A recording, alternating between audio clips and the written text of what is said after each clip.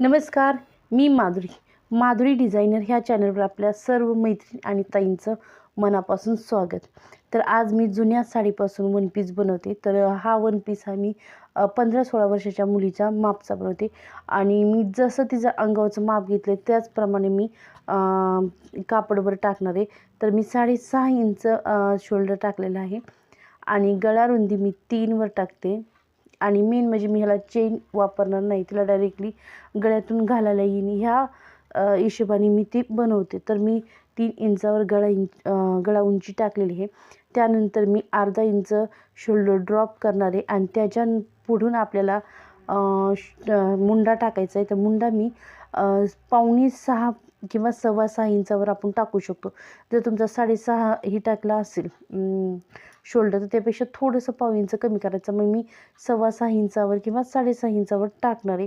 आणि त्यानंतर मी गळा रुंदी म्हणजे गळा उंची टाकून घेणार आहे. तर मी गळा उंची ही तिची 5.5 इंचावर टाकते. 5 इंच आपल्याला ठेवायचं आहे आणि अर्धा इंच आपल्याला मार्जिंगसाठी ठेवायचं आहे आणि गोल आकार देऊन घ्यायचा आहे. 6.5 घेतले बरोबर मी 6.5 इंचावरच मुंडा टाकला आहे. अर्धा इंच ड्रॉप केलेला आहे. अर्धा इंच प्रत्येक वेळी ड्रॉप करायचा, जेणेकरून काय होतं शोल्डर आपला जास्त गळत नाही. तर मी चेस्ट बरोबर मी 7 आहे तिची, म्हणजे 28 चेस्ट आहे तर तिची मी 7 टाकली आणि अर्धा इंच लुझिंग टाकले आणि मार्जिन 2 इंच ठेवली. कंबर मी 6.5 घेतली आहे आणि अर्धा इंच लुझिंग आणि मार्जिन मी 2 इंच ठेवले आणि त्याच्यापेक्षा जास्त ठेवलं तरी चालू शकतो, कारण वन पीस आहे. कारण पुढे आरामशीर पण कधी फिटिंगला झाला तर ती पुन्हा आवळ झाला तर ती घालू शकतो. तर आणि मी क्रॉस 1 आणि 1.5 इंचावर टाकते. गोलाकार मी 1 आणि 1.5 इंचावर टाकते.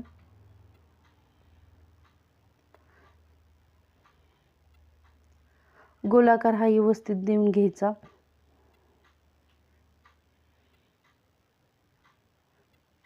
आणि हा गळा जर तुम्ही म्हणत असाल की गळा रुंदी 3 टाकली तरी गळा रुंदी 3 आरामशीर होते.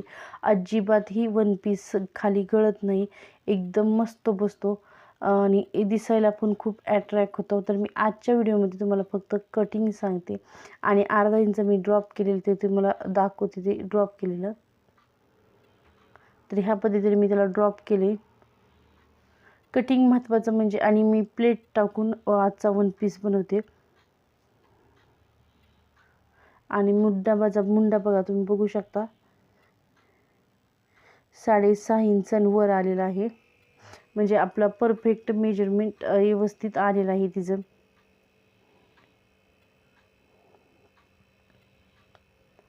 आणि आता मी कटिंग करून घेणार आहे. पुढचं आणि पाठीमागचं हे दोन्ही कटिंग करणार आहे आणि त्यानंतर मेन फॅब्रिकवर मी हे कटिंग करून घेणार आहे मी.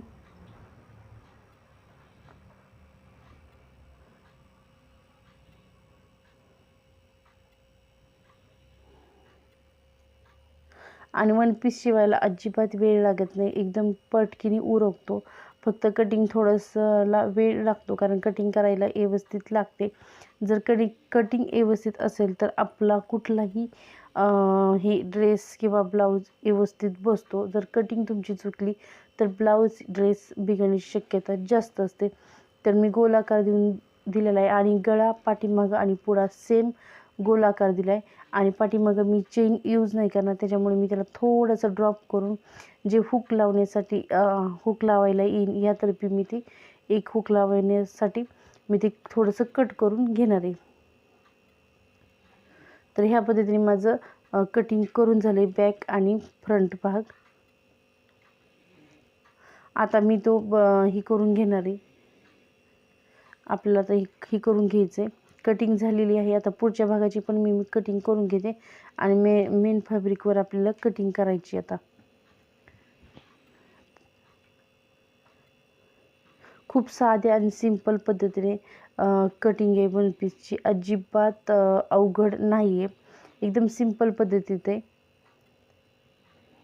तर हे सगळं मी मेजरमेंट पुन्हा एकदा चेक करून घेते, बरोबर आहे की चुकीचं. आता तयार आहे अशा पद्धतीचं. दोन्ही पण माझे तयार झाले. आता मी मेन फॅब्रिकवर कटिंग करणार. आणि मी ह्याला वन पीसला कमीत कमी मी 3 मीटर कापड यूज केलेले. 3.5 मीटर, 2.5 मीटर मी खालच्या भागासाठी वापरलेले आहे आणि वरच्या भागासाठी मी अर्धा मीटर वापरले. म्हणजे 2.5 मीटर मी 3 मीटर मी ही कापड म्हणजे अस्तर यूज केलेलं आहे. आणि मी साधं कॉटनचं अस्तर यूज केले, शाईनचं अजिबात नाही केलं, म्हणजे सॅटिन ही यूज केलं नाही आहे. तर ह्या पद्धतीने मी कटिंग करते दोन्ही साईडची. मी फक्त मी अस्तर असं कट करून घेते आणि ह्याला प्लेट मारून घेणार आहे. तर अस्तर पण माझं कटिंग करून झालेलं आणि ह्याच पद्धतीने मी मेन फॅब्रिक पण कट करून घेणार. फक्त आपल्याला प्लेटा मारायच्यात ह्याला, त्याच्यामुळे फास्ट उरकलं जातं हे. आणि ही जुनी साडी वापरली गेली आहे वन पीसला. म्हणजे आपल्याकडे जी घरात असतं त्या साडीपासून मी वन पीस बनवते. आणि खूप ॲट्रॅक्ट साडी ही, एकदम शाईन आहे, बघू शकता, खूप छान आहे. तर हे जे मी करणार आहे, आणि ही साडी पूर्ण तिला लागते, त्याच्यातले कमीत कमी 4-5 इंचच शिल्लक राहते. आणि मी फॉल अजिबात काढत नाही, खालच्या फॉल तसंच ठेवणार आहे, कारण त्यांनी अजून खालचा घेर भारी दिसतो आणि असा फुलून दिसतो, जास्त घेर दिसतो. त्याच्यामुळे मी ही काढलं नाही. आता एवढंच शिल्लक राहिलेलं आहे कापड, 5 इंच ची पट्टी, एवढंच कापड फक्त शिल्लक राहिलेलं आहे. हे पण आपलं फॅब्रिक कट करून झालेलं आहे. आता मी आता मी बाही कट करून घेणार आहे. आता एवढं सगळं माझं कटिंग करून झाले, मी ठेवणार आहे. आणि पुढच्या भागामध्ये मी तुम्हाला माझ्या दुसऱ्या ह्याच्या भागामध्ये मी तुम्हाला वन पीस कसा शिवला हे तुम्हाला मी दाखवणार आहे. तर जास्त मोठा व्हिडिओ होतो, त्यामुळे मी कटिंगच फक्त ह्या भागात तुम्हाला दाखवते.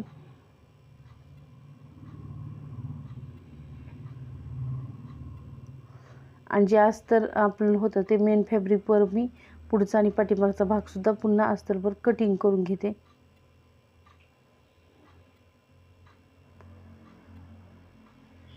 आणि आता आपल्याला बाही कटिंग करायची. तर बाही कटिंग करायला कमीत कमी मी थोडी पफचीच बाही घेणार आहे, जास्त पफ घेणार नाही. थोडी पफ घेऊनच ती बाही बनवणार आहे. आणि बाही माझी कमीत कमी 16 इंच मी टाकणार आहे बाही. तर तयार माझी कमीत कमी 15 इंचावर आरामशीर होऊ शकते. तर माझा बाही कटिंगचा व्हिडिओ मी तुम्हाला डायरेक्टली दाखवते, माझी बाही कटिंग कशी केली. तर ह्या पद्धतीने माझी बाही कटिंग 16 इंचावर मी केलेली आहे. तर मी पफची बाही थोडीशी केलेली आहे. तर ह्या पद्धतीने माझी बाहीची कटिंग झालेली आहे. तर हा व्हिडिओ तुम्हाला कसा वाटतो मला नक्की कमेंटमध्ये सांगा. आवडला असेल तर लाईक, शेअर आणि सबस्क्राईब करायला अजिबात विसरू नका. असे नवनवीन व्हिडिओ आपल्यापर्यंत येत राहतील. वन पीस, ब्लाऊज कटिंग अशा अनेक प्रकारचे व्हिडिओ तुमच्यापर्यंत मी घेऊन येत जाईल.